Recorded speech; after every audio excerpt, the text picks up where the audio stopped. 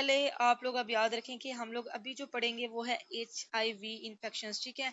ये जो HIV infections है ना, ये बड़ा ही एक समझे कि ये जो डिजीज है, ये जब एड्स में कन्वर्ट हो जाती है तो ये बड़ी सीवियर, लाइक HIV एक वायरस है, और HIV वायरस की वजह से जब भी इन्फेक्शन होती है तो वो इम्यून सिस्टम को बेसिकली वीक कर देती है। इम्यून सिस्टम को वीक कैसे करती है? सबसे पहले तो ये जो HIV वायरस है ना, ये CD4, अब मैं यहाँ पे थोड़ा सा आप लोगों को पहले हिस्ट्री बताती हूँ और उसके बाद हम इसके स्टेप्स को पढ़ते हैं। ये जो HIV वायरस होता है ना, ये CD4 सेल्स को बेसिकली क्या करवा देते हैं, उस पे जाके ये इसका इफेक्ट होता है। मतलब वहां पे जाके ये अपना इफेक्ट परफॉर्म करता है, लाइक इसके थ्रू ये वायरस जो है वो होस्ट सेल के अंदर जाता है और जाके क्या करता है, वहां पे अपनी रेप्लिकेशन स्टार्ट कर देता है। अब चूंकि ये जो CD4 सेल्स होते हैं ना, ये बेसिकली वाइट ब्लड सेल्स होते हैं। ये क्या करते हैं कि ये इम्यूनिटी को स्ट्रांग करते हैं, और ये बेसिकली टी लिम्फोसाइट्स का आपको पता है। तो अब अगर ये CD4 सेल्स ही नहीं होंगे और वाइट ब्लड सेल्स ही नहीं बॉडी में बनेंगे, तो इम्यूनिटी जो है वो वीक हो जाएगी और इम्यूनो कम्प्रोमाइज पेशेंट हो जाएगा। जितनी, और ये जो HIV की वजह से जो इन्फेक्शन होती है ना, ये अक्सर पेशेंट्स को तो लास्ट स्टेज पे जाके पता चलती है। लास्ट स्टेज पे जब एड्स हो जाता है, और एड्स होते ही पेशेंट इतनी जल्दी, पेशेंट की इम्यूनिटी वीक होने की वजह से इतनी जल्दी पेशेंट वीक होता है कि वो विद इन मंथ्स या विद इन डेज उसकी जो है वो डेथ हो जाती है, उस पेशेंट की जिसको एड होता है। HIV वाला फिर भी 1 साल के लिए या 2 साल के लिए मैक्सिमम जो है वो जिंदा रह लेता है, लेकिन एड्स तो एक ऐसी बीमारी है कि, और बच्चे आपको पता होगा कि एड्स को वैसे भी सोसाइटी में सही नहीं समझा जाता, हालांकि ये चीज गलत समझी जाती है। कि कहते हैं कि सेक्सुअली ट्रांसमिटेड डिजीज है, या फिर इसको बेसिकली समझा जाता है कि ये, लाइक चलें छोड़े इस बात को, है। बाकी अभी हम लोग इस टॉपिक को, मैं कभी फिर आपको डिटेल में बताऊंगी, अभी हम इसको पढ़ते हैं स्टेप्स को। सबसे पहले, अच्छा बच्चे, सबसे पहले है कि वायरस है। अब ये वायरस है, बेसिकली ये क्या है, ये HIV वायरस है। पहला स्टेप, वायरस आया। अब वायरस ने क्या किया, ये CD4, अब मैंने आपको CD4 सेल्स के बारे में बताया तो है, तो CD4 रिसेप्टर्स पे जाके ये बेसिकली बाइंड किया, ठीक है। वायरस ने CD4 रिसेप्टर्स पे जाके बाइंड किया, मतलब ये CD4 रिसेप्टर्स हैं, और यहाँ पे CD4 रिसेप्टर के ही आगे को रिसेप्टर्स हैं। ये बेसिकली होस्ट सेल है, ठीक है। अब आपने समझना है कि इस होस्ट सेल के ऊपर बेसिकली इस तरह करके रिसेप्टर्स लगे हुए हैं। इस रिसेप्टर के ऊपर ये सबसे पहले ये CD4 सेल है, और CD4 सेल के ऊपर फिर कुछ को रिसेप्टर्स हैं। उन को रिसेप्टर में एक है CCR5 को रिसेप्टर, और एक है CXCR4 को रिसेप्टर। इन को रिसेप्टर्स के ऊपर बेसिकली ये जो वायरस है ये बाइंड करता है, और वहां बाइंडिंग से फिर पेनिट्रेशन होती है, ठीक है। तो सबसे पहले क्या है कि पहले फ्री वायरस है, फिर वायरस ने बेसिकली सेकंड स्टेप में क्या होता है कि अटैचमेंट और एंट्री, मतलब वायरस जो है वो बाइंड करता है CD4 मॉलिक्यूल्स के साथ। लाइक CD4 मॉलिक्यूल्स क्या है, ये एक पूरा सेल क्या है, ये एक CD4 सेल है, समझो।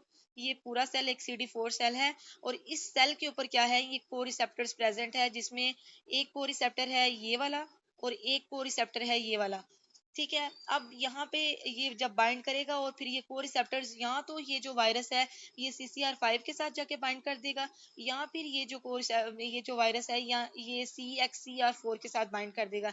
जैसे ही ये बाइंड करेगा, तो ये वायरस जो है वो फ्यूज कर देगा इनसाइड द सेल, ठीक है। इनसाइड सेल मतलब इसकी पेनिट्रेशन जो है वो रिसेप्टर के साथ बाइंडिंग के बाद होती है, ठीक है। तो सेकंड स्टेप में क्या हुआ कि ये फ्यूजन होगी। अब फ्यूजन के बाद हमारे पास क्या होता है, थर्ड स्टेप में पेनिट्रेशन होती है। पेनिट्रेशन में बच्चे क्या होता है कि जो वायरस है वो अपना कंटेंट जो है, लाइक ये न्यूक्लियोकैप्सिड है ना, तो न्यूक्लियोकैप्सिड से वो अपना कंटेंट इनसाइड सेल जो है वो सेल के अंदर अपना कंटेंट भेज देता है, ठीक है। जैसे ही CD4 सेल के अंदर ये वायरस का कंटेंट जाएगा, तो उसके बाद स्टेप 4 पे क्या होता है, स्टेप 4 पे रिवर्स ट्रांसक्रिप्टेज होती है, ठीक है। रिवर्स ट्रांसक्रिप्टेशन का मतलब क्या होता है कि यहाँ पे हमारे पास एक एंजाइम होता है जिसको कहते हैं रिवर्स ट्रांसक्रिप्टेज। ये एंजाइम क्या करता है कि RNA स्ट्रैंड्स को DNA स्ट्रैंड्स में कन्वर्ट करवाता है। लाइक ये जो हमारे पास एंजाइम होता है, ये जो वायरस होता है ना, ये बेसिकली RNA फॉर्म में आता है, और जैसे ही ये सेल के अंदर एंटर होता है, तो यहाँ पे एक एंजाइम होता है रिवर्स ट्रांसक्रिप्टेज। ये जो रिवर्स ट्रांसक्रिप्टेज एंजाइम होता है ना, ये इसको DNA में कन्वर्ट करवा देता है, ठीक है। अब जब ये DNA में कन्वर्जन हो जाएगी, तो यहाँ पे बेसिकली ये रिवर्स ट्रांसक्रिप्टेशन वाला भी स्टेप हो जाएगा कंप्लीट।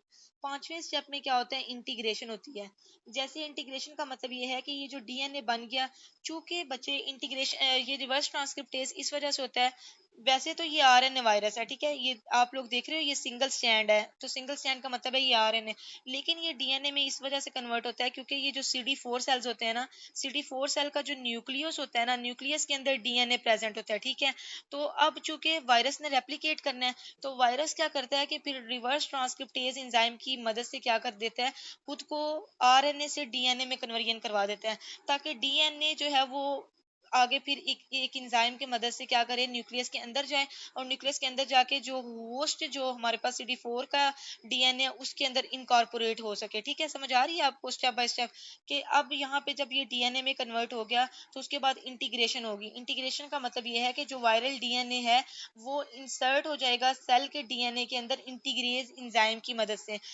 इस स्टेप पे क्या होगा कि इंटीग्रेज एंजाइम एक्टिव होगा, और इंटीग्रेज एंजाइम बेसिकली क्या करवा देगा, इसको कन्वर्ट करवा देगा, इसको डीएनए के अंदर इनकॉर्पोरेट करवा देगा, जो होस्ट सेल जो है हमारे पास डीएनए उसके अंदर। जैसे ही ये देखो, ये जो ब्लू कलर में है ये हमारे पास वायरल डीएनए, जबकि ये जो हमारे पास रेड कलर में है ये ह्यूमन डीएनए।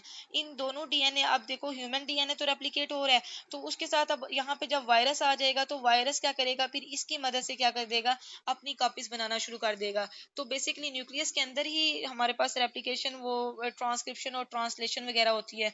तो यहाँ से क्या करेगा कि ये स्टेप यहाँ पे इंटीग्रेशन का हो गया। अब 6 स्टेप होता है ट्रांसक्रिप्शन। ट्रांसक्रिप्शन का मतलब ये है कि जो हमारे पास इन्फेक्टेड सेल्स होते हैं वो डिवाइड हो जाते हैं, और वो चेन्स को टर्मी मतलब लॉन्ग करवा देते हैं, लाइक प्रोटीन्स बनाते हैं, ठीक है। तो यहाँ पे जो ट्रांसक्रिप्शन होती है वो बेसिकली इस स्टेप पे ट्रांसक्रिप्शन होगी, ये 6 स्टेप, ये बेसिकली यहाँ पे ट्रांसक्रिप्शन होगी। अब यहाँ पे जब ट्रांस बच्चे फोर्थ स्टेप में रिवर्स ट्रांसक्रिप्टेज के बारे में बताया है। रिवर्स ट्रांसक्रिप्टेज बेसिकली यहाँ पे मैं लिख देती हूँ, रिवर्स ट्रांसक्रिप्टेज बेसिकली एक एंजाइम होता है, ठीक है। ये एंजाइम बेसिकली क्या करता है कि हमारे पास सिंपली पहले क्या होता है कि ये देखो, ये वायरस है, और ये वायरस आरएनए वायरस है, ठीक है। अब ये वायरस आरएनए है, लेकिन जैसे ही ये सेल के अंदर पेनिट्रेट करेगा तो जो हमारे पास CD4 सेल्स होते हैं ना, उनके अंदर डीएनए न्यूक्लियस के अंदर प्रेजेंट होता है। तो रिवर्स ट्रांसक्रिप्टेज की मदद से ये जो हमारे पास वायरल एंजाइम होता है, ये वायरस, सॉरी, जो वायरस है, वायरस इस रिवर्स एंजाइम की मदद से डीएनए में कन्वर्ट हो जाता है, ठीक है।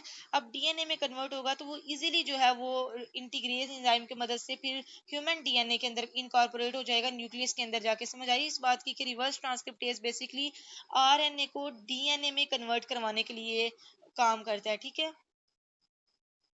उसके बाद इसमें ट्रांसक्रिप्शन का स्टेप हो गया। ट्रांसक्रिप्शन का मतलब बेसिकली ये होता है कि ये चेन्स बना देता है प्रोटीन्स की, लाइक HIV प्रोटीन्स की एक लंबी सी चेन बना देता है, ठीक है। अब HIV प्रोटीन की एक लंबी सी चेन बन गई, वो न्यूक्लियस से बाहर आ गई। जब बाहर आई तो उसके बाद असेंबली स्टार्ट हो जाती है। असेंबली बेसिकली क्या होता है, जो वायरल प्रोटीन चेन्स हैं वो एक दूसरे के साथ जो है वो आगे एक प्रॉपर असेंबली बनाती हैं, ताकि वो रेप्लिकेट करवा के अपनी कॉपीज बना सके, ठीक है। तो सेवंथ स्टेप पे बेसिकली क्या होता है कि वायरल असेंबली बनती है, ठीक है। उसके बाद हमारे पास एट स्टेप पे क्या होता है, एट स्टेप पे बेसिकली बडिंग होती है। बडिंग का मतलब ये होता है कि ये बेसिकली CD4 सेल है, और ये इसकी मेम्ब्रेन है, ठीक है। अब मेम्ब्रेन से बेसिकली बडिंग जो है वो इमेच्योर वेरियॉन्स को मेम्ब्रेन से बाहर की तरफ जो है वो ट्रांसमिट कर देगा। मतलब ये है, बडिंग में वो कहते हैं कि इमेच्योर वायरस जो है वो pushes out of the cell, taking some cell membrane within it. ये हमारे पास वेरियोन, वेरियोन का मतलब ये है कि जो कॉपीज बनी है वायरस की, इस स्टेप पे क्या हुआ कि वायरस अपनी कॉपीज यहाँ पे उसने बना ली, लेकिन वो कॉपीज अभी इमेच्योर है, अभी वायरस जो है वो अपनी मिच्योर फॉर्म में नहीं है। समझो कि वायरस अभी फीटस है, कि वो अभी बेबी है। तो अभी उसने क्या करना है कि उसने मिच्योर फॉर्म में आना है। उसने उस मिच्योर फॉर्म में आने के लिए अभी उसके ऊपर एक और एंजाइम काम करेगा, जिसको हम प्रोटीएज एंजाइम कहते हैं, ठीक है।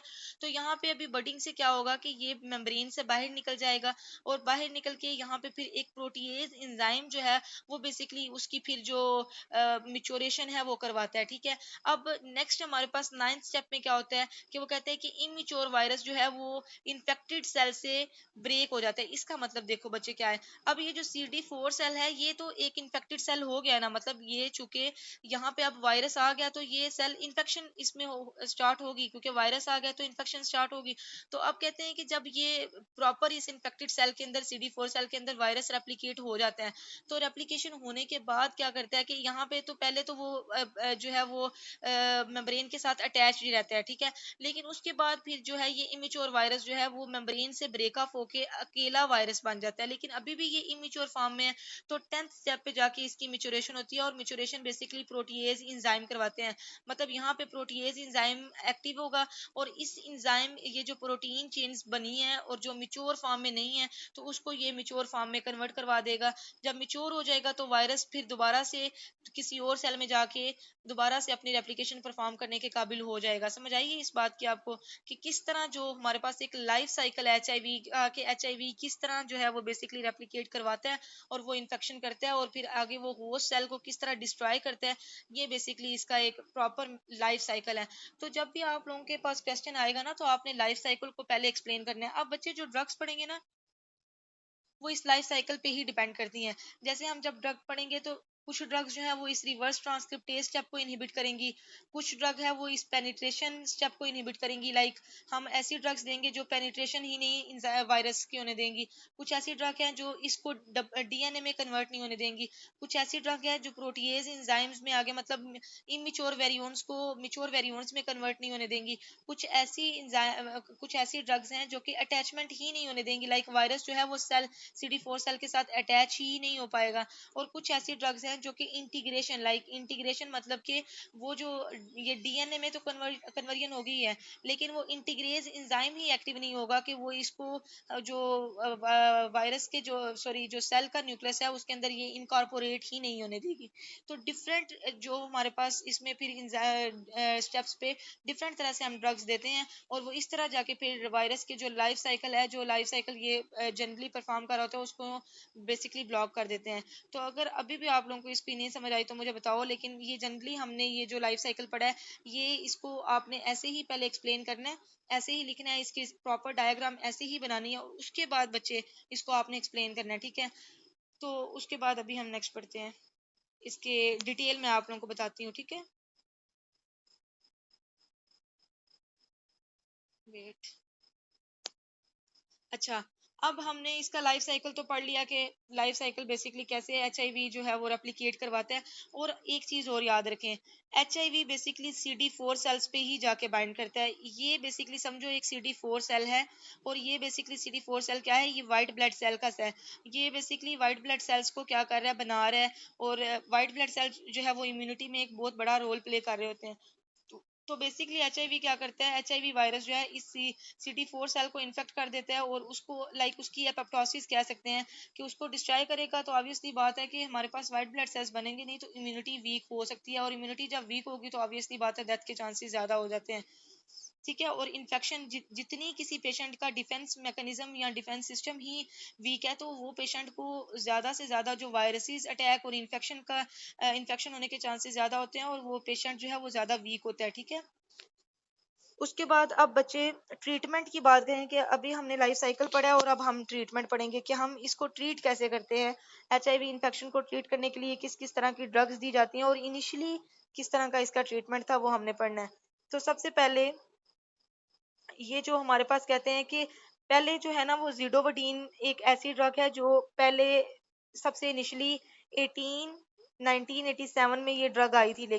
लेकिन 1987 से पहले हमारे पास ये था कि एचआईवी का लाइफ साइकिल हमें इतना ज़्यादा क्लियर नहीं था। लाइक साइंटिस्ट ने ना रिसर्च तो करना शुरू कर दी थी, लेकिन एचआईवी का लाइफ साइकिल उनको क्लियर नहीं हो रहा था कि लाइफ साइकिल लाइक के एचआईवी कैसे रेप्लिकेट करता है, और कैसे वो वायरस की कॉपीज बनाता है, और फिर वो इन्फेक्शन काज करता है। तो उस टाइम पे ना फिर इस तरह होता था कि इसकी जो ड्रग्स दी जाती थी एचआईवी इन्फेक्शन को रोकने के लिए, वो ज्यादातर इस तरह दी जाती थी कि हाई डोजेज में ड्रग को दिया जाता था, ताकि मॉर्बिडिटी और मॉर्टेलिटी लाइक डिजीज अकरेंस और डिजीज की वजह से जो डेथ के चांसेस है उसको प्रिवेंट किया जाए। लेकिन चूंकि अब लाइफ साइकिल जो है वो वायरस का अंडरस्टूड है, तो अब कम्बिनेशन जो है वो एचआईवी जो ड्रग्स हैं उसका दिया जाता है, ताकि जो हमारे पास नंबर ऑफ CD4 सेल्स हैं उनको प्रिवेंट किया जा सके, और इम्यूनो कॉम्पिटेंस जो होस्ट की है उसको हम लोग दोबारा वापस लेके आ सकें। इम्यूनो कॉम्पिटेंस का मतलब ये है कि जो इम्यूनिटी है उसको प्रॉपर बूस्टिंग करवाया जा सके और बूस्ट अप करवाया जा सके। और जो होस्ट लाइक होस्ट क्या है, वो होस्ट बेसिकली पेशेंट है, और पेशेंट की इम्यूनिटी को क्या करवाया जा सके, प्रॉपर तरीके से मेंटेन करवाया जा सके। तो अब जो ड्रग्स दी जाती हैं उन ड्रग्स का बेसिकली नाम है ARTs, एंटी रिट्रोवायरल थेरेपीज के नाम पे ये ड्रग्स आती हैं जो कि HIV इन्फेक्शन को ट्रीट करती हैं। ये जो ARTs होती हैं ना ये डिफरेंट तरह से काम करती हैं। लाइक ARTs के अंदर 5 कैटेगरीज की ड्रग आती हैं। सबसे पहले आते हैं NRTs, NRTs को कहते हैं न्यूक्लियोसाइड रिवर्स ट्रांसक्रिप्टेज। उसके बाद आते हैं NNRTs जिसको कहते हैं नॉन न्यूक्लियोटाइड रिवर्स ट्रांसक्रिप्टेज। उसके बाद आते हैं प्रोटीएज इनहिबिटर्स, फिर इंटीग्रेज इनहिबिटर्स, और फिर हमारे पास उसमें अटैचमेंट इनहिबिटर्स, और बाकी मैंने आप लोगों को बताया है ना कि ये। और बच्चे ये NNRTs और RTs जब आप पढ़ोगे ना तो आपको पता चलेगा कि ये NRTs बेसिकली क्या है, ये रिवर्स ट्रांसक्रिप्टेज इनहिबिटर्स हैं, ठीक है। बेसिकली ये इस स्टेप पे जाके ब्लॉकेज करते हैं। ये वाला जो स्टेप है ना, ये रिवर्स ट्रांसक्रिप्टेज वाला स्टेप है, इस स्टेप पे जाके ब्लॉकेज करते हैं और ये DNA में कन्वर्जन नहीं होती, ठीक है। उसके बाद अब ये मैंने आपको पैराग्राफ बता दिया कि इस पैराग्राफ में क्या लिखा हुआ है, ठीक है। नेक्स्ट इस पैराग्राफ में वो कहते हैं कि हम लोग फिर कुछ एंट्री इनहिबिटर्स हैं, उसके बाद इसमें फिर कुछ इंटीग्रेज इनहिबिटर्स हैं, प्रोटीएज इनहिबिटर्स हैं, और कहते हैं कि कुछ बूस्टर्स भी देते हैं हम साथ। बूस्टर्स बेसिकली ना फार्माकोकाइनेटिक इनहेंसर्स होते हैं। ये बेसिकली बूस्टर्स का काम क्या होता है कि ये जो हम लोग ARTs देते हैं ना, उन ARTs ड्रग्स को बेसिकली उनका जो ड्रग लेवल है उसको इन्हेंस करने के लिए ये बूस्टर्स दिए जाते हैं। बेसिकली इन बूस्टर्स की कोई HIV एंटी HIV एक्टिविटी नहीं होती। लाइक ये जो बूस्टर्स दिए जाते हैं ना, ये खुद तो HIV वायरल इन्फेक्शन को ट्रीट नहीं करते, बट जो इनके साथ ड्रग्स दी जाती हैं उन ड्रग्स की एक्टिविटी को इन्हेंस कर देते हैं, ठीक है।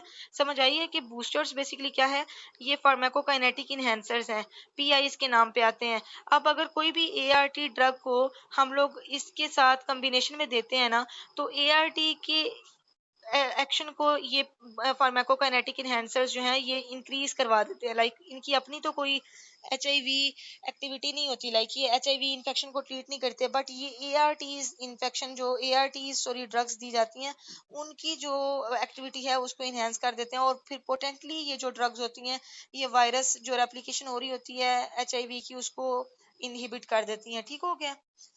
अब कहते हैं कि हमने इस थेरेपी को इनिशियल जो थेरेपी होती है ना, इनिशियल थेरेपी में वो कहते हैं कि हम लोग जब ARTs की HIV इन्फेक्शन के लिए ART थेरेपी को सिलेक्ट करते हैं ना, तो हम 2 NRTs लेते हैं।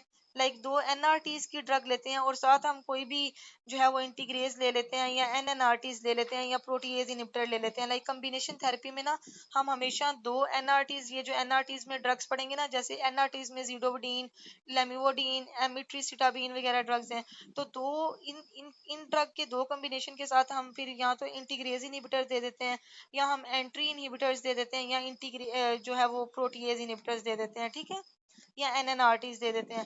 अब कहते हैं कि ये जो हमारे पास सिलेक्शन होती है ना कॉम्बिनेशन की, ये बेस होती है कि किस किस बेस पे हमने सिलेक्शन करनी होती है कॉम्बिनेशन की। एक तो ये है कि हमने कोई ऐसे दो एजेंट्स नहीं लेने, कोई ऐसी 2 ड्रग्स का कॉम्बिनेशन नहीं लेना जिनके जो न्यूक्लियोसाइड एनालॉग्स हैं सेम हो।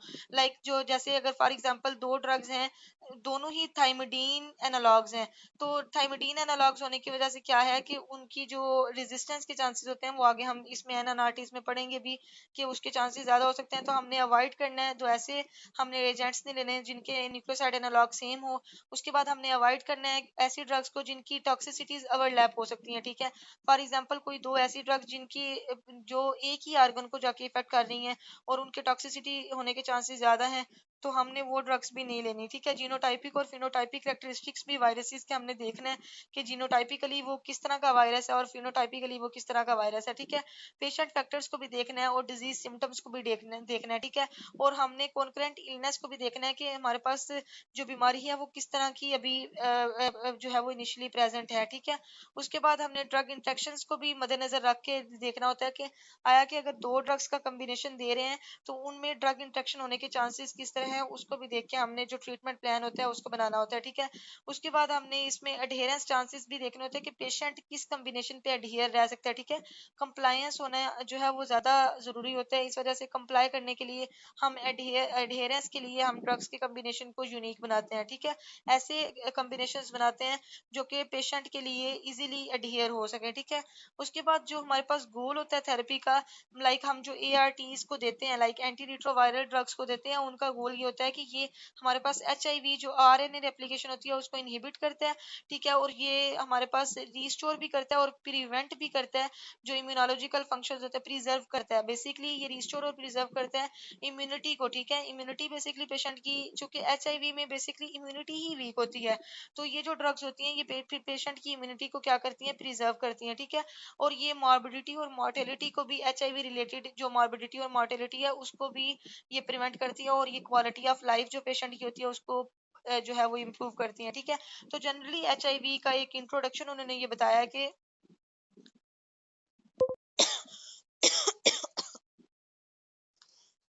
HIV में कौन कौन सी ड्रग्स इन्वॉल्व हैं, और मतलब कौन कौन सी क्लास की ड्रग्स इन्वॉल्व हैं, और किस तरह जो हम लोग कम्बिनेशन में इन ड्रग्स को देते हैं। इनमें फार्माकोकाइनेटिक इन्हेंसर्स का क्या काम है। फार्माकोकाइनेटिक इन्हेंसर्स बेसिकली क्या करते हैं, वो ARTs की एक्टिविटी को इंक्रीज करवा देते हैं, खुद उनकी कोई एंटी HIV एक्टिविटी नहीं होती। और हम जो ये जो ARTs बेसिकली हम ARTs जो कम्बिनेशन में देते हैं वो किस किस बेस पे सिलेक्ट करते हैं, हमने ये 4-5 पॉइंट्स डिस्कस किए हैं। और बाद में हमने ये इसमें डिस्कस किया है कि ARTs बेसिकली मॉर्बिडिटी और मॉर्टेलिटी और HIV रिलेटेड जो मॉर्टेलिटी और मॉर्बिडिटी होती है उसको प्रिवेंट करने के लिए ये ड्रग्स दी जाती हैं, ठीक है। अब जनरली जो हम क्लासेस को फिर इंडिविजुअली पढ़ेंगे उसमें सबसे पहले हमारी क्लास है NRTs, ठीक है। NRTs बस ये न्यूक्लियोसाइड रिवर्स ट्रांसक्रिप्टेज इनहिबिटर्स हैं, ठीक है। न्यूक्लियोसाइड रिवर्स ट्रांसक्रिप्टेज इनहिबिटर जो है वो हम जब HIV इन्फेक्शन को ट्रीट करने के लिए देते हैं तो उसको हम अभी पढ़ते हैं, ठीक है। अब यहाँ पे देखो न्यूक्लियोसाइड रिवर्स ट्रांसक्रिप्टेज कहाँ पे आते हैं। ये रिवर्स ट्रांसक्रिप्टेज बेसिकली ये एंजाइम है, और यहाँ पे ये ड्रग जो है वो काम करेंगी। जितनी भी ड्रग्स जैसे जो NRTs की जितनी भी ड्रग्स हैं वो इस स्टेप पे काम करती हैं और ब्लॉकेज करती हैं, ठीक है। अब सबसे पहले इसमें हम लोग ड्रग्स के नाम पढ़ लेते हैं, कि कहते हैं कि सबसे पहले ये फर्स्ट लाइन एजेंट है। सबसे पहले जब HIV इन्फेक्शन के लिए मार्केट में ड्रग्स आई थी तो उसमें NRTs ही पहले आई थी, ठीक है।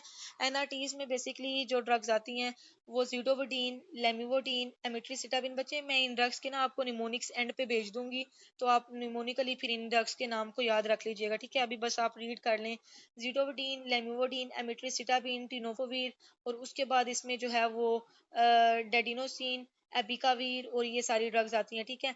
और इनिशियली वो कहते हैं कि ये जो हमारे पास टिनोफोवीर, एबिकावीर, एमिट्रिसिटाबिन और लेमिविडिन होती है ना, ये मोस्ट कॉमनली 4 ड्रग इस्तेमाल की जाती हैं। कौन सी ड्रग इस्तेमाल की जाती हैं?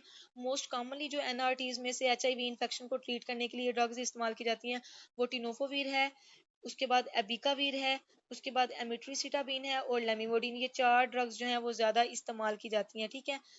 उसके बाद बच्चे कहते हैं कि ये इनिशियली जो है ये ड्रग्स जो है वो NRTs जो ड्रग्स है ना, न्यूक्लियोसाइड रिवर्स ट्रांसक्रिप्टेज, बेसिकली ये रिवर्स ट्रांसक्रिप्टेज एंजाइम को इनहिबिट करती हैं ये ड्रग्स। तो ये ड्रग्स जो है वो इनिशियली ये थेरेपीज दी जाती हैं HIV इन्फेक्शन को ट्रीट करने के लिए। और टिनोफोवीर डिस्प्रोक्सिल फ्यूमारेट ये बेसिकली टिनोफोवीर की फॉर्म है, ठीक है। ये हमने टिनोफोवीर यहाँ पे ड्रग पढ़ी है ना, तो इसकी एक साल्ट फॉर्म है जिसको कहते हैं टिनोफोवीर डिस्प्रोक्सिल फ्यूमारेट। ये जो है जब इसको इमिट्रिसिटाबिन के साथ कॉम्बिनेशन में दिया जाता है ना, तो ये हमारे पास HIV जो पेशेंट ऐसे जिनके चांसेस होते हैं कि उनको HIV हो सकता है, तो उन पेशेंट के अंदर ये प्रोफाइलेटिकली ये ड्रग जो है वो कॉम्बिनेशन में यूज की जाती है। कौन कौन सा कॉम्बिनेशन है? टिनोफोवीर का कॉम्बिनेशन है किसके साथ? एमिट्रिसिटाबिन के साथ। लाइक टीई से याद रख लो कि टिनोफोवीर का एमिट्रिसिटाबिन के साथ कॉम्बिनेशन जो है वो हम यूज करते हैं HIV, जो ऐसे पेशेंट जिनमें HIV एक्वायर हो सकता है, लाइक ऐसे पेशेंट जिनमें HIV इन्फेक्शन होने के चांसेस हो सकते हैं, उनमें ये कॉम्बिनेशन के तौर पे प्रोफाइलेटिकली यूज किया जाता है ताकि इन्फेक्शन होने से पहले ही हम इन्फेक्शन को प्रिवेंट कर सकें, ठीक है। तो ये इसका जनरल इंट्रोडक्शन था। अब हम जो मैकेनिज्म या बाकी जो मैं सारी चीज़ें आपको पढ़ाऊंगी वो मैंने यहाँ पे, ये वैसे इसका PDF तो ले लिया लेकिन आप लोगों को यहाँ से बताऊंगी, ठीक है। सबसे पहले बच्चे मैकेनिज्म देखो, तो मैकेनिज्म स्टेप बाय स्टेप आप पढ़ोगे तो आप लोगों के लिए ईजी होगा, और आप लोग कोशिश करना कि यहाँ से ये जो अभी पढ़ाऊंगी ना यही सारी चीज़ें मैकेनिज्म और आगे जो है आप लोग लिखते ना तो ये ईजिली आपको समझ आ जाएगी। सबसे पहले देखो कि NRTs करते क्या है। NRTs क्या है? ये हमारे पास स्ट्रक्चरल एनालॉग्स होते हैं। ये केमिकली जो है वो हमारे पास न्यूक्लियोसाइड और न्यूक्लियोटाइड्स की तरह के लगते हैं। मतलब हमारे पास बेसिकली क्या है कि NRTs क्या करते हैं, ये एनालॉग के तौर पे काम करते हैं। अब यहाँ पे वेट, एनालॉग्स के तौर पे बेसिकली काम करते हैं। लाइक ये क्या करते हैं कि ये न्यूक्लियोसाइड और न्यूक्लियोटाइड की तरह की इनकी एक्टिविटी होती है। जैसे ही ये हमारे पास CD4 सेल के अंदर जाती है ना ये ड्रग्स, तो CD4 सेल तो बेचारा इन्फेक्टेड हो गया हुआ है HIV वायरस की वजह से। ये HIV वायरस आया और HIV वायरस ने आके CD4 के अंदर जाके इन्फेक्शन जो है वो मतलब रेप्लिकेशन करना शुरू कर दी है। तो हमारा जो स्टेप होता है, हम क्या करते हैं कि रिवर्स ट्रांसक्रिप्टेज को हमने इनहिबिट करना होता है ना। ये जो NRTs होती हैं ये रिवर्स ट्रांसक्रिप्टेज एंजाइम को इनहिबिट करती हैं। तो हम जब ये ड्रग्स देते हैं तो ये ड्रग बेसिकली एनालॉग्स के तौर पे काम करती हैं कि ये न्यूक्लियोसाइड इनका ये शो तो ऐसी करती हैं कि ये न्यूक्लियोसाइड या न्यूक्लियोटाइड्स हैं, लेकिन इन रिटर्न ये उसकी एक्टिविटी को इनहिबिट ही कर रही होती हैं। ठीक है, सबसे पहले इसमें वो कहते हैं कि क्रूशली ये क्या होता है कि इन ड्रग्स के अंदर three three hydroxyl group present नहीं होता। ठीक है, आपने याद रखना है कि इन ड्रग्स के अंदर क्या होता है, एनालॉग्स तो ये होती हैं लेकिन इन ड्रग्स के अंदर थ्री हाइड्रोक्सिल ग्रुप नहीं प्रेजेंट होता। जबकि जो वायरस होता है ना, वायरस के लिए जो हमारे पास न्यूक्लियोसाइड जरूरी होती हैं उनके लिए हाइड्रोक्सिल ग्रुप प्रेजेंट होना जरूरी होता है। ठीक है, तो एक ये सिर्फ इसी वजह से, क्योंकि इन ड्रग्स के अंदर हाइड्रोक्सिल ग्रुप प्रेजेंट नहीं होता, तो जब ये आगे फिर मैं आप लोगों को स्टेप बताती हूँ तो आपको समझ आएगी कि जैसे ही ये फिर वो चेन के अंदर इनकी वो टर्मिनेशन कैसे ये करवाती हैं। ठीक है, अब एक्टिवेशन विया फास्फोराइलेशन का मतलब ये है कि जैसे ही NRTs जो है वो होस्ट सेल के अंदर जाएंगी तो NRTs बेसिकली इनएक्टिव फॉर्म ये इनएक्टिव कर दें, ये इनएक्टिव फॉर्म में होगी और सेलुलर एंजाइम जो है वो फास्फेट ग्रुप इसके में कन्वर्ट करवा के इसको ट्राइफास्फेट फॉर्म में एक्टिव करवा देगा। मतलब ये है कि बच्चे ये NRTs जैसे ही होस्ट सेल में जाती हैं तो ये इनएक्टिव फॉर्म में है, लेकिन फिर जो हमारे पास सेलुलर एंजाइम होता है, जैसे ये जो CD4 सेल होता है ना, ये एंजाइम एक्टिव करता है और ये इस ड्रग को क्या करवा देता है, ट्राइफास्फेट में एक्टिव फॉर्म में कन्वर्ट करवा देता है। जैसे ही ये एक्टिव फॉर्म में ड्रग कन्वर्ट होती है तो आगे फिर जो है वो रिवर्स ट्रांसक्रिप्टेज को ये बेसिकली इनहिबिट कर देती है। लाइक ये कि जो वायरल एंजाइम होता है ना रिवर्स ट्रांसक्रिप्टेज, मिस्टेकनली जो ये एंजाइम होता है ये इस ड्रग को ग्रैब कर लेता है। लाइक इस ड्रग को वो उसको लगता है कि ये ड्रग मेरे लिए आई है और ये बेसिकली क्या है कि ये न्यूक्लियोसाइड है। ठीक है, तो ये मेरे लिए काम करेगा अच्छा, तो वो उसको ग्रैब करके उसको अपने जो चेन्स है उसके अंदर जब जो है वो इनकॉर्पोरेट करती है, और जैसे ही वो इनकॉर्पोरेट करती है तो आगे जो DNA की चेन्स होती हैं वो टर्मिनेट होना शुरू हो जाती हैं। लाइक यहाँ पे अगर रीडिंग करो तो ये क्या करती है कि ये जो वायरल एंजाइम होता है वो आगे रिवर्स ट्रांसक्रिप्टेज से क्या करता है, मिस्टेकनली इसको ग्रैब कर लेता है इस एक्टिव ड्रग को, और ये बेसिकली फिर इंसर्ट कर लेते हैं इसको अपनी DNA चेन के अंदर। जब वायरस इस DNA चेन के अंदर इसको जो है वो कर लेगा तो उससे क्या होगा कि चूंकि इस ड्रग के अंदर हाइड्रोक्सिल ग्रुप प्रेजेंट नहीं होता, और हाइड्रोक्सिल ग्रुप क्या होता है कि वो ही बेसिकली जो है वो वायरल DNA को आगे रेप्लिकेशन में हेल्प आउट करवाता है। तो ये ड्रग जैसे ही उस वायरस के अंदर जाएगी तो हाइड्रोक्सिल ग्रुप प्रेजेंट नहीं होगा, तो इससे क्या होगा कि जो वायरस की DNA चेन है वो परमानेंटली जो है वो स्टॉप हो जाएगी और वो क्या करेगी कि रेप्लिकेशन जो है वो फेल हो जाएगी। इस चीज की आपको समझ आई है? जो आपकी बुक के ऊपर जो वर्डिंग लिखी हुई है वो बिल्कुल सेम ऐसे ही लिखी हुई है, लेकिन उन्होंने थोड़ा सा इसको कम्प्लेक्स किया हुआ है कि फास्फोरिलेशन होती है और ये होती है। इसको आप जनरली एक और स्टेप से भी बता सकते हो। आप सिंपल मैकेनिज्म में ना एक चीज करना कि इस स्टेप को भी अगर एक्सप्लेन नहीं करना आता या मुश्किल लग रहा है कि अच्छा इसमें हम ये चीज क्या लिखें कि हाइड्रोक्सिल है या फास्फोरिलेशन है या क्या चीज हो रही है, तो आप क्या करना, ये डायग्राम बनाना और इस डायग्राम को बना के आप लोग इस स्टेप पे बस बता देना कि NNRTs block on this step. ठीक है, NNRTs इस स्टेप पे जाके ब्लॉकेज कर देते हैं, तो बस वो समझ आ जाएगी एग्जामिनर को कि बच्चों को पता है कि ये जो NNRTs हैं ये रिवर्स ट्रांसक्रिप्टेज एंजाइम को बेसिकली इनहिबिट कर रही होती हैं। ठीक है, और अगर आपने थ्योरेटिकली कुछ पॉइंट्स लिखने हैं तो वो बेसिकली आप इस स्टेप को बस एक्सप्लेन कर देना। ठीक है, फिर भी अगर आप लोगों को मैकेनिज्म की समझ नहीं आई तो आप लोग अभी पूछ सकते हैं। ठीक है, अब मैं आप लोगों को इसको जनरली बता देती हूँ कि कहते हैं कि जैसे ही जो ड्रग है वो हमारे पास एंटर होती है तो जो ड्रग है वो रिवर्स ट्रांसक्रिप्टेज एंजाइम को बेसिकली ब्लॉक कर देती है। और इसके बाद ये है कि ये फिर जो इसकी और एक चीज ये है कि इसकी टॉक्सिसिटीज किस तरह आ सकती हैं।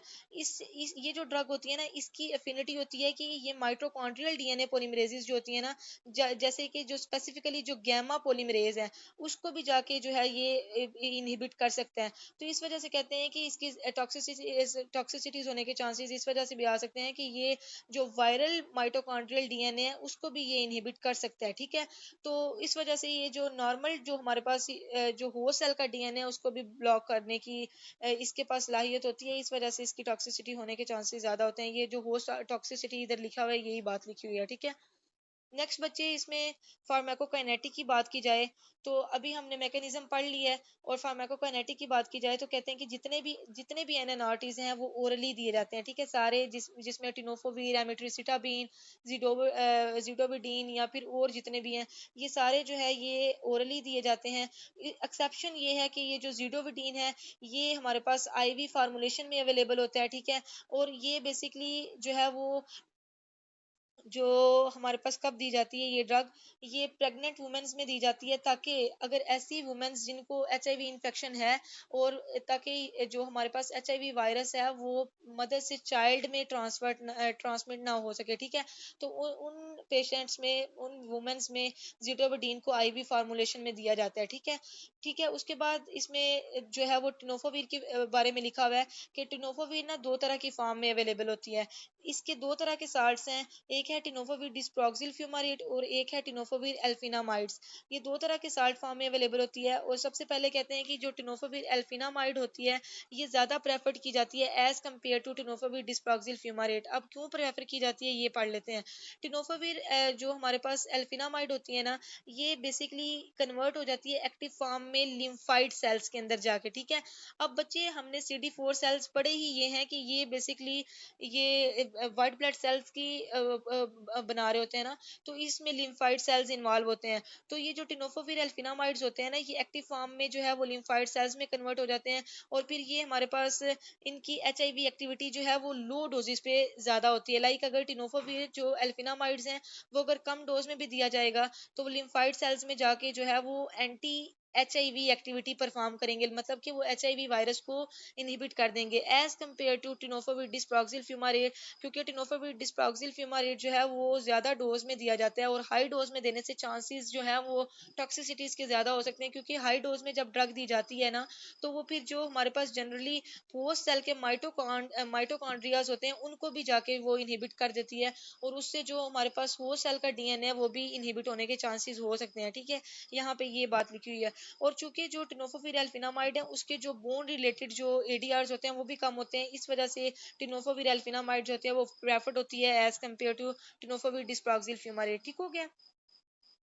नेक्स्ट इसमें रीनल क्लियरेंस की बात की गई है कि जितने भी एनएनआरटीज हैं वो प्राइमरीली जो है वो अनचेंज रीनली एक्सक्रीट होते हैं, ठीक है। और कहते हैं कि एनएनआरटीज जो होते हैं ये जो एनआरटीज होते हैं ना, बेसिकली जो न्यूक्लियोसाइड रिवर्स ट्रांसक्रिप्टेज होते हैं, अगर तो ये रीनली एक्सक्रीट हो रहे हैं तो इट्स मीन कि अगर ऐसे पेशेंट जिनमें कोई रीनल इम्पेयरमेंट है तो उन पेशेंट्स के अंदर फिर डोज को एडजस्ट करके दिया जाएगा, ठीक है।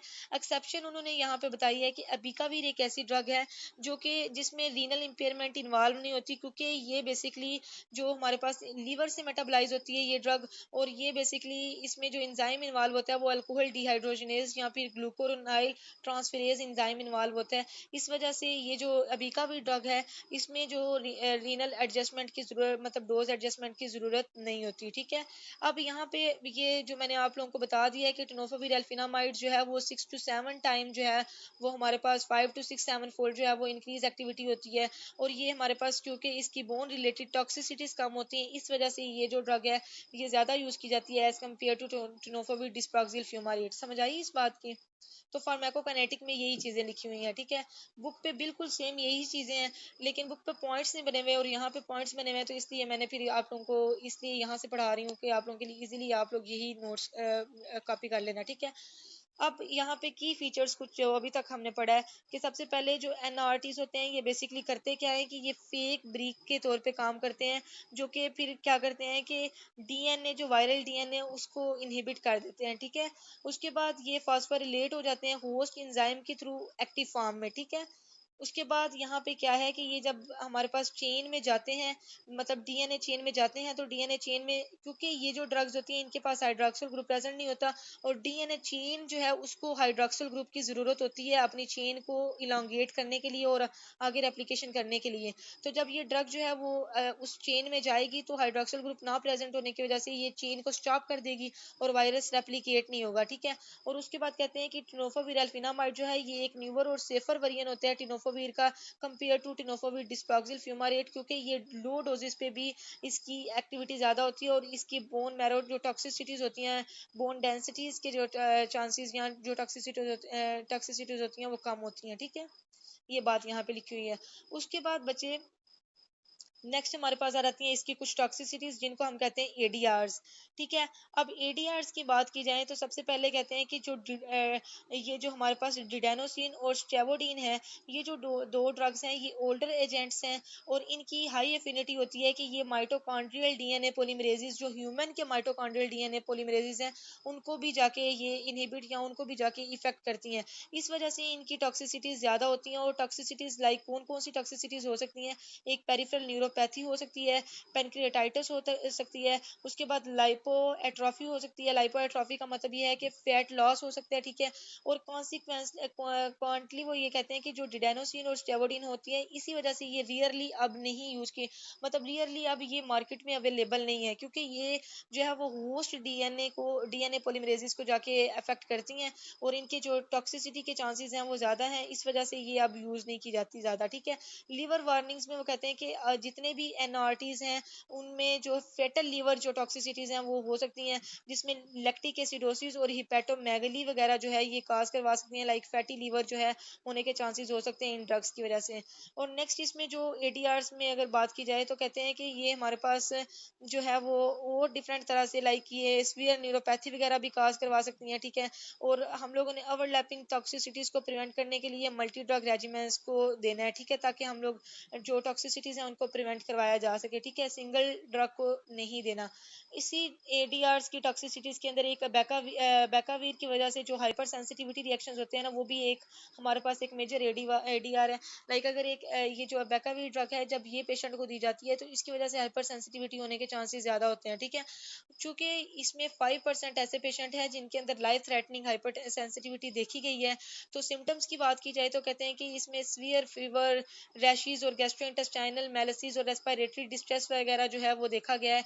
ऐसे पेशेंट जो बैकावीर ले रहे हैं, तो हमने क्या करना है कि उन पेशेंट के अंदर जो है वो बैकावीर को नहीं देना, और हमने देख लेना है। और इसके लिए भी कहते हैं कि अगर हमने बैकावीर किसी पेशेंट को देनी है ना, तो पहले से एक टेस्ट परफॉर्म करते हैं। उस टेस्ट का नाम है हेला 20 4 5 70 5701 एलाइल। इस बेसिकली जीनेटिक जीनोटाइप्स के अगेंस्ट ना हम एक टेस्ट करवाते हैं। अगर तो ये जीनोटाइप पॉजिटिव आ जाती है, तो हमारे पास मतलब ये एलील्स अगर पॉजिटिव आ जाते हैं तो इट्स मीन कि हाइपर सेंसिटिविटी होने के चांसेस हैं पेशेंट को। तो हम फिर ये ड्रग नहीं देते उस पेशेंट को, क्योंकि